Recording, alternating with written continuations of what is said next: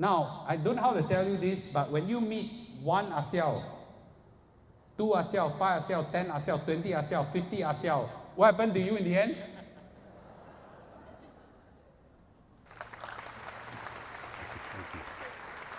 Thank you. It's like coming back here is like 36 years ago. I was a student just among you guys. So thank you everybody for welcoming me. So my speech today is called Find Your Passion and Change the World. And I hope that you will be inspired by this message. So very good evening, ladies and gentlemen. It's truly an honor to be invited here as a guest of honor. Now, JPJC holds a very special place in my heart because I was once upon a time a student here in Jurong Junior College. For those who don't know, Jurong Junior College merged with Pioneer Junior College to become who we are today, and two very good schools to become one. So now, years later, I had the privilege of, after graduating from JJC, and I went to university, went to work. I was invited back to be part of the college advisory committee, and I've served since then until now. That's many, many years. So it's a love story for 36 years. Okay, 36 years I've been here. Thank you. Thank you. Just to be very clear, this love story did not end with me, because indeed a love this brought up because I met my girlfriend then, which is now my wife, also in JJC. So there was a love as well. So this is my wife here. My love for the college did not stop there also. Out of my 3 kids, 2 became JPJC students, and the only one that is not because she didn't want to, but that was the only year in Singapore history that the JPJC did not accept a student. So if you recall, there was 1 year during the school merger. Else you have been here as well. And I'm also proud to say that my daughter is pregnant right now. I'm pretty sure that the next generation will continue the tradition of JPJC. Thank you, thank you. Now, 36 years ago, I must make a confession that I was a student here just like many of you. I was sitting there. Now, I'm quite surprised they did an evening session, which I think principle was very good so that you don't eat up your weekend time. But those days, we have to come back on a Saturday. So Saturday burn. So now, all of us sitting here, I'm sure you're feeling excited, but 36 years ago when I was sitting here, I was feeling grumpy. Because Kanas call back ma, right? So pretty grumpy. And I'll just tell you this very interesting thing. I have no freaking idea who the guest of honor was, okay? And I cannot remember a single thing to what he said. So I don't want history to repeat again. So mind you, I prepared this message for almost a month already. I want to make sure that even if you cannot remember me, not important, but at least remember my message. Okay, so that's my hope today. So my title of message is Find Your Passion, Change the World. Find your passion, change the world. And I hope to inspire you with 2 stories from my life. So, story 1 is Find Your Passion. Now, like many Singaporeans, they have a very standard path, right? Your parents will tell you that, your teachers tell you that, study hard, right? Then go to university. Some of you have to go army, then go to university. Then after that, make sure you study hard again, get a good job in a corporate, get a good job in the government. After that, get married, get BTO, have children. Then after that, prepare for retirement. And after that, the whole thing starts again. Does it sound familiar? So I was part of the race. So what I did was, I realized that, wow, that's going to be my race. So I continued that process as well. I worked very hard while in JJC, and I believe I worked quite hard because I came out as a top student. My name is still there, okay? So it's a little bit Haolian, but let me explain why I have to Haolian that part, okay? So before your turn. So I had a very good economics teacher. Where's teacher Veron? Okay, teacher Veron. No, she wasn't my economics teacher. She's not that, she's younger than me. But we had a same economics teacher, Mr. Ong Sun Sing, which some of you all might know, the teachers. And he inspired me so much that I continued economics in university. It was so good.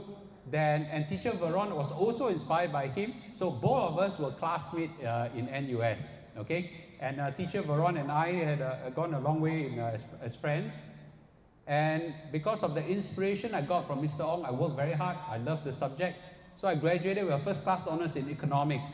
So that is an honor not to me, but to JJC or JPJC, okay? Now, no need clap for that one, okay? Eventually, I went to study, I went after my undergraduate, I went to Singtel, who gave me a scholarship, and I pursued the typical Singapore story, right? Get good grades, study hard, get good grades, then after that, get a good job, okay? Get married, get BTO, blah, blah, blah. Now then, I had the privilege of getting a second scholarship from Singtel to study in Stanford University for my master's. So I went, and after that, my life changed, okay? It was there that I realized, deep inside me, that's not what I want. Deep inside me, I don't want to follow the standard Singapore path. And one day I'll look back, I'll regret. All the while, I wanted to be an entrepreneur, to create something that matters to other people's lives and things like that. So I want to do that, but there were so many voices telling me, you should not do that. How many of you have heard that message before? Number one, so many businesses fail. Second one is, you got 3 young children. Yeah, you got a whole life career all lined up in Singtel. Are you mad? Right? So I waited for the right time. He said, do it at a later time. I waited not 1 year, 2 years, not 5 years. I waited until 20 years.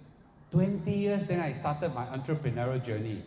So one day I decided that that's not the path I want. I discussed with my wife, and we both decided that now's the time we became entrepreneurs. Some of you all may think entrepreneur like tauke, can make a lot of money. No, okay? Entrepreneurship is very tough. So I used to be a CEO of a Singtel company. I have 150 people under me, and suddenly I now have no one under me. Not only that, we started a company called Premium Mall. It was an e-commerce company. There was not enough money to employ delivery workers and things like that. Guess who's the delivery man? Myself. I became the delivery driver. Just to let you know, I work very hard. So we work very hard. The morning we wake up at 6 plus, work all the way until 12, non-stop for 10 years. Now, of course, it was very humbling, but it turned out to be the best decision I ever made in my life. Because the passion I have was something I really enjoy. And I just want to tell you this. Because it's my passion, I will wake up every morning feeling excited. When the day ends, I felt that it was a day well spent. So today, I'm glad to inform you that I've given up on all the scholarships I have. I've given up all the careers I have. I became an entrepreneur. So our business now is doing well. And I'll just say this. This is a very important message I want to drive to everybody. Pursuing your passion will give you the highest chance of success. And it will also give you the most joyful time of your life. Have the courage to pursue it. My wife and I have only one regret looking back. Why didn't we start earlier? Right? Half the body in the coffin already, then we start as an entrepreneur. It's very tough. So don't wait for the time to be too late and then you start pursuing for your passion. So I'll just say this. At your age right now, you probably don't know what your passion is. Have the courage to go and explore as many things as possible and to discover what your passion is. And when you find it, it's like finding the love of your life. You will know it. And once you find it, have the passion and the guts to follow it. And once you do that, you too will enjoy something called success and joy in your life. Okay? So that's my first message. My second message is a message called Change the World. Now, while I was in Singtel, I told you I was awarded a scholarship to go to Stanford University. And on my first day arriving at Stanford University, I was very happy and I packed my things ready to go to school. Along the way, I met a fellow student also walking in school, and he asked me, "Hi, how are you?" Okay, it's an Angmo, Angmo. You know it's Angmo, right? Okay. There's an Angmo asked me, "How are you?" I said, "I'm very good." He said, "Why are you here?" I said, "Oh, I'm here because I got a scholarship. I'm here to take a sabbatical, I learn more things so I can go back and contribute." So out of courtesy, I could ask him back, right? So what did I do? I asked him, "So why are you here?" You know what he said? "I'm here to change the world." See me? What? Change the world, right? So I said, "Okay, and how do you change the world?" "Oh, I figured out this. I found that in car tires, there's a lot of lead. When the lead runs, the lead will go to the ground. When the rain comes, it will wash all the way to the sea, kill all the sea creatures, whatever. I'm going to invent something to change the lead to something else and change the world." That message I say to you in 1 minute, he told me for 30 minutes. And he was very full of passion, energy. I want to go to school. I want to stop message. I couldn't. I said, "Wow, this is Seow." Okay, this Seow here trying to tell me to change the world by changing tires. So by the time I go home, I said, "Today I met Seow. They want to change the world by changing car tires." Then oh no, tomorrow when I go to school, I met another Seow. The Seow also came to me and said, "Why are you here?" I said, "It's coming again." Then I said, "Okay, I'm here to change, not to change the world, I'm here to study and things like that." He said, "Oh, why are you here?" Expected, he said, "I'm here to change the world," with another ridiculous idea. Now, so third day, fourth day, fifth day, every day I meet one Seow. So every day I go to my wife in the night and say, "Hey, this school, Stanford University, is full of Seow," right? Now, I don't know how to tell you this, but when you meet one Seow, two Seow, five Seow, 10 Seow, 20 Seow, 50 Seow, what happened to you in the end? I don't know when I started being converted and become one Seow myself. And I start asking, why is everybody changing the world? So this is where I then said, I got to do something to change the world as well. So after my Stanford studies, I came back to Singapore, something burned in me. I got to change the world. In an opportunity, I discovered that, hey, there's a lot of people who don't understand financial literacy, and I could do something in that field. I want to help people to do very well with their financial literacy, and that was where an opportunity came, and I started the 1M65 movement. Now, some of you all may have heard the 1M65 movement, some of you all may not know, but it is in the process of creating CPF millionaires and CPF multi-millionaires. And I started a journey, and it burned, and today, I've done at least a few thousand talks like this.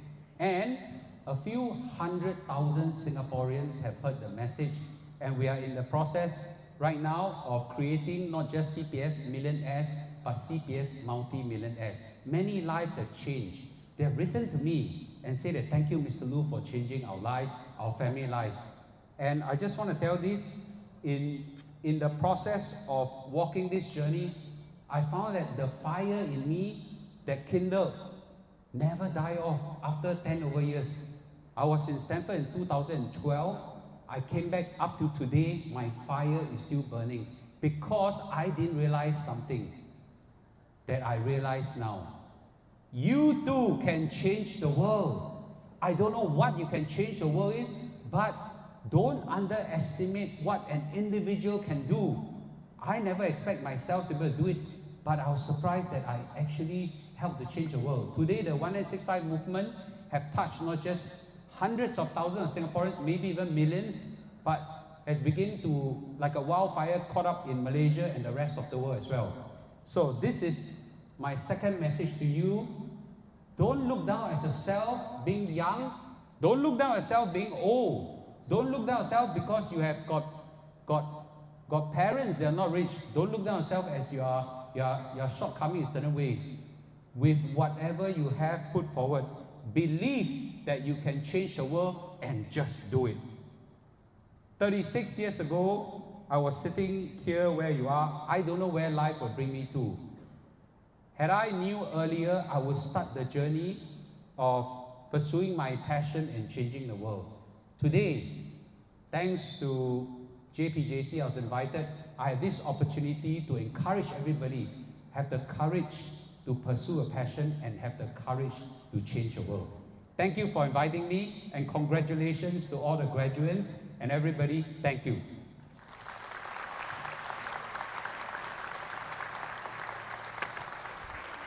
Thank you.